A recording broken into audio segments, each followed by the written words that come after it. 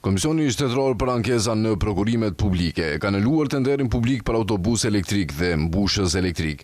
Nga Ministria e Transportit informuan se në përputhje me kompetencat e saj, ky tender do të shpallet përsëri sipas dispozitave ligjore dhe në afatin më të shkurtër të mundshëm.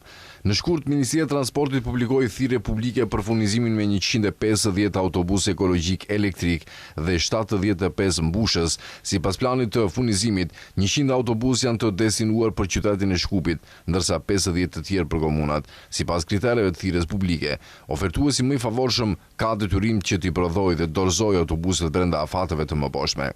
30 autobus brenda 6 muajve, 60 autobus brenda 12 muajve dhe 60 autobus brenda 18 muajve. Oferta e kompanisë hungareze Elektrobus Ikarus dhe kompanisë austriake EVN ishte zgjedhur si oferta më e favorshme në tenderin publik për furnizimin me 150 autobus ekologjik elektrik dhe 75 stacione për mbushjen e tyre.